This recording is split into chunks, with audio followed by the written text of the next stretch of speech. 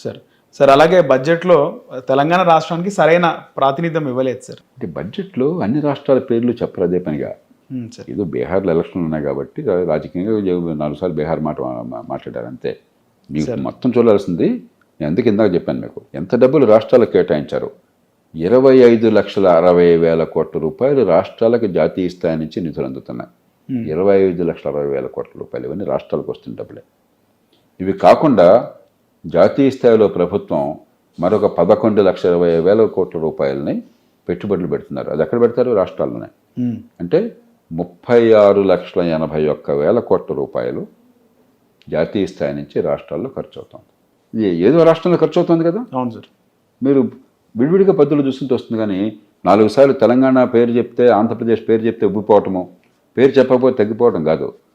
అసలు ఏం జరుగుతుందో మనం గణాంకాలు తెలుసుకోవాలి సార్. ముఖ్యంగా రాష్ట్రంలో 8 మంది భారతీయ జనతా పార్టీకి సంబంధించిన ఎంపీలు ఉన్నారు సార్. కేంద్రంలో అధికారంలో ఉంది. సో వాళ్ళ వల్ల ఎలాంటి ఉపయోగం జరుగుతుందంటే ఏం చెప్తారు సార్? అది వారు చెప్పాలి, నన్ను అడిగితే ఎట్లాగా సార్. అంటే ఏమైనా జరుగుతుందని సార్ సంవత్సరం దాదాపు సంవత్సరం ఇప్పుడు మన దేశంలో ఏ పార్టీ అధికారంలో ఉన్నా కూడా రాష్ట్రంలో జిల్లాల విషయం కావచ్చు, దేశంలో రాష్ట్రాల విషయం కావచ్చు, ఎవరికి అన్యాయం చేయలేరు. మనం ఆ స్థాయి దాటిపోయాం సార్. ఒకప్పుడు అట్లా ఉండేది. ఒకప్పుడు ప్రధానమంత్రి గారు మరొకరు తలుచుకుంటే ఇందిరాగాంధీ దగ్గర కాలంలో ఇతర కాలంలో ఈ రాష్ట్రంలో కావాలంటే ఇచ్చేవాళ్ళు, ఇంకో రాష్ట్రం కాదంటే కాదనేవాళ్ళు. ఒక రాష్ట్రంలో కావాలంటే పెట్టుబడి పెట్టేవాళ్ళు, ఇంకో రాష్ట్రం లేదు. అంత ఇష్టం వచ్చినట్టు లైసెన్స్ రాజ్యం ఉండేది. ఇప్పుడు అట్లా కాదు. ఇప్పుడు అన్ని రాష్ట్రాలకి ఒక ప్రత్యేక ప్రతిపత్తి ఉన్న కొన్ని రాష్ట్రాలకేమో కొన్ని ప్రత్యేకంగా 11 రాష్ట్రాలు ఉన్నాయి. ఈశాన్య భారతంలో రాష్ట్రాలు, తర్వాత సిక్కిము, ఆ తర్వాత ఉత్తరాఖండ్, హిమాచల్ ప్రదేశ్, జమ్మూ కాశ్మీర్. ఈ వేరు. అన్ని పార్టీలు ఏ అంగీకారానికి వచ్చినా వాళ్ళకి ప్రత్యేకంగా కొంత ఇచ్చేస్తారు. మిగతా రాష్ట్రాలంటికి కొన్ని పద్ధతుల ప్రకారం అండలు వెళ్ళిపోతాయి. ఒకళ్ళు ఎక్కువ ఒకళ్ళు తక్కువ ఉండదు. కాబట్టి పూర్వకాలంలో లేదు. ఆ పరిస్థితి పూర్తిగా దాటిపోయాం. సహజంగానే పార్టీలు ఒకటి దేశంలో న్యాయం జరగాలి, కొంత ఫార్ములా ప్రకారం చేయాలి. రెండోది రాజకీయంగా మన పరపతి పెంచుకోవాలి, ప్రభావం పెంచుకోవాలి. ఈ 2 కారణాలతో సహజంగానే గట్టిగా పోటీ పడతారు. అలాగే రాష్ట్రం లోపల కూడా ఇప్పుడు కొన్ని జిల్లాలు మాకు రాలేదంటారు. అది వాస్తవం కాదు. అది మన దేశంలో వనరుల్లో పంపిణీ వరకు చాలా నిజాయితీగా సమర్థంగా జరుగుతుంది. వనరుల వినియోగం ఎట్లా ఉందో వేరే విషయం. దానిలో అవినీతి ఎంత ఉంది, సద్వినియోగం చేస్తున్నారా, మూర్ఖ పథకాలు ఉన్నాయో అది వేరే విషయం. కాబట్టి ఇవన్నీ ఊరికేంటి ఏదో మాట్లాడుతుంటాం మనం, దీని వాస్తవాలు కాదు సార్. సార్ దేశ రాజధాని ఢిల్లీలో వేశారు. ప్రజలు భారతీయ జనతా పార్టీ వైపు ఉన్నట్టు తెలిసింది. మొన్న వాళ్ళ తీర్పు కూడా భారతీయ జనతా పార్టీకి ఓటు వేయడం జరిగింది. కానీ చాలా వరకు కూడా ఆమ్ ఆద్మీ పార్టీ కూడా ఈసారి గెలుస్తుంది, ముచ్చటగా 3వసారి హ్యాట్రిక్ కొడుతుందని కూడా సర్వేలు వచ్చినాయి సార్. ఏం చెప్తారు సార్ ఈ రిజల్ట్ పైన? అంటే మన ఎన్నికల వ్యవస్థ first past the post system అంటాం. అంటే 1 ఓటు ఎక్కువ ఉంటే గెలుపు, 1 ఓటు తక్కువ ఉంటే ఓటమి. అప్పుడు ఏమవుతుందంటే కొద్దిపాటి ఓట్ల తేడా ఉన్నా కూడా సీట్ల సంఖ్య చాలా పెద్ద ఎత్తున మార్పు ఉండొచ్చు. అవును సార్. మనకి అందిన సమాచారం ప్రకారం, తుది సమాచారం నేను చూడలేదు, వస్తే 2% తేడా ఉంది 2 పార్టీలకు మధ్య. 2% ఓట్ల శాతం 2% తేడా. కానీ సీట్ల శాతం వచ్చేసరికి 48-22 అయింది. అవును సార్. మన ఎన్నికల వ్యవస్థ అట్లాంటిది. కాంగ్రెస్ పార్టీ పెద్దగా బరిలో లేకుండా పోయే కొద్దిపాటు తప్ప. కాబట్టి ప్రధాన పార్టీ 2 ఉన్నప్పుడు 2-3% తేడా ఉన్నా కూడా సీట్ల శాతం గణనీయంగా మారిపోతుంది. అంతే తప్ప ఇదేమి ఏకపక్షంగా జరిగిన ఎన్నిక నేను అనుకోవట్లా. అది 2% అనేది పెద్ద ఎక్కువ తేడా కాదు. 3% అన్నది. కాంగ్రెస్ ఆమ్ ఆద్మీ పార్టీ కలిసి పోటీ చేయించుంటే సార్ ఫలితం వేరే విధంగా ఉండేదా సార్? చెప్పలేము, మనం అనుకున్నట్టుగా ఉండదు. ఇప్పుడు అధికారంలో ఉంది ఆమ్ ఆద్మీ పార్టీ. అవును సార్. కాబట్టి మామూలుగా ఏమవుతుందంటే అధికారంలో ఉన్న పార్టీ ఓట్లు అధికారంలో ఉన్న పార్టీకి ఉంటాయి, అధికారానికి ఆ పార్టీకి వ్యతిరేకంగా ఓట్లు ఉంటాయి.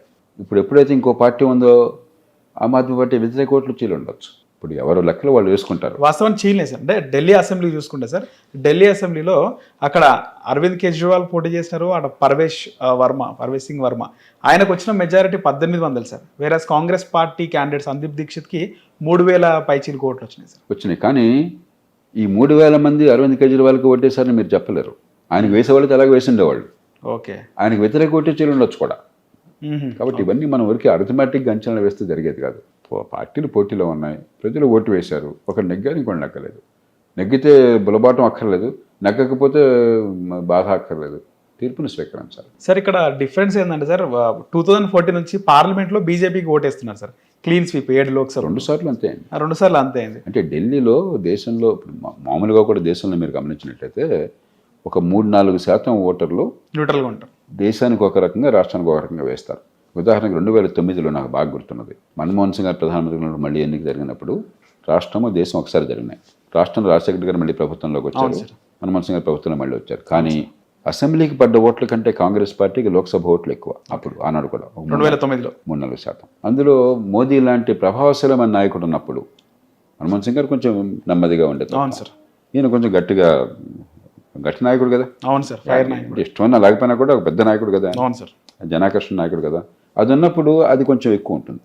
కాబట్టి లోక్సభ ఎన్నికల్లో పడే ఓట్ల తీరు, అసెంబ్లీ పడే ఓట్ల తీరు కొంత తేడా. మామూలుగా దేశమంతా కొద్దిగా ఉంటుంది, ఎక్కువ ఉండదు. కానీ ఢిల్లీలో ఎక్కువ ఉంటుంది. ఢిల్లీలో ఎందుకని, ఢిల్లీలో ఎక్కువ మంది మధ్యతరగతి వర్గాలు. ఢిల్లీలో దేశం మొత్తంలో అతి ఎక్కువ తలసరి ఆదాయం అన్నది నగరం ఢిల్లీ. ఓకే. దేశం మొత్తంలో 3 ఢిల్లీలో దేశం అన్ని ప్రాంతాల నుంచి వచ్చిన వాళ్ళు. కాబట్టి ఇక్కడ మామూలుగా ఉన్న దాంట్లాగా మన కులం మన ప్రాంతం అన్న భావం కొంచెం తక్కువ పనిచేస్తుంది. అక్కడ అప్పు లేదా సార్? ఢిల్లీ రాష్ట్రానికి అప్పు లేదు. ఉండదు. మహానగరాలు ఇప్పుడు హైదరాబాద్ నగరాన్ని ఒక రాష్ట్రం చేస్తే ఆ రాష్ట్రం సుసంపన్నంగా ఉంటుంది. డబ్బులన్నీ ఇక్కడే ఉంది. Right sir. అవును. కాబట్టి ఢిల్లీ కూడా వీళ్ళ గొప్పతనం కాదు, సంపద అంతా నగరాల్లో ఉంది. అందుకే నేను చెప్పేది అన్ని నగరాలు కాదా, చిన్న చిన్న పట్టణాలు కూడా రావాలి మనకి. మన పిల్లలు బతుకు తెలుగు కావాలంటే నిరుపేదలు, రెక్కాడితే డొక్కాడిన వాళ్ళు అందరూ హైదరాబాద్కి మరి ఏ రకమైన ఆలనా పాలన లేకుండా చిన్న ఆదాయాలతో వచ్చి బతకడం కష్టంగా ఉంది. అక్కడే ఆదాయాలు వచ్చి ఏర్పాటు కూడా చేయాలని గట్టిగానే వాదిస్తున్న కారణం అదే. అంత మహానగరాల్లోనే సంపద, డబ్బంతా అక్కడే ఉండిపోయింది. హిట్ టీవీ యాప్, ఇందులో short news, live news, entertainment shows, movies, digital magazines తో పాటు మీ జిల్లా వార్తలను కూడా ఫ్రీగా చూడొచ్చు. ఇంకెందుకు ఆలస్యం, వెంటనే హిట్ టీవీ యాప్ ని డౌన్లోడ్ చేసుకుని ఫ్రీగా ఎంటర్టైన్మెంట్ పొందండి. Hit TV app. Hit TV app. Please download hit TV app. Hit TV app ని ఫ్రీగా డౌన్లోడ్ చేసుకొని ఎంజాయ్ చేయండి. మీకు నచ్చిన ఎంటర్టైన్మెంట్ కోసం హిట్ టీవీ యాప్ ని ఫ్రీగా డౌన్లోడ్ చేసుకుని ఎంజాయ్ చేయండి. హిట్ టీవీ యాప్ ని డౌన్లోడ్ చేసుకుని ఆస్వాదించండి, ఆశీర్వదించండి. ఇంతమంది సెలబ్రిటీలు హిట్ టీవీ యాప్ ని డౌన్లోడ్ చేసుకోండి అని చెప్తున్నారంటే ఎంత మంచి యాప్ ఆలోచించండి. అమెరికా అమెరికా అమెరికా అమెరికాలో చదవాలనుకునే వాళ్ళకి విశ్వసనీయమైన పేరు మన శౌర్య కన్సల్టెన్సీ. UK లో 1 year masters. UK లో 1 year masters. 2 years work permit up to 5 years visa. Contact Saurya Consultancy. Contact 89851 89851.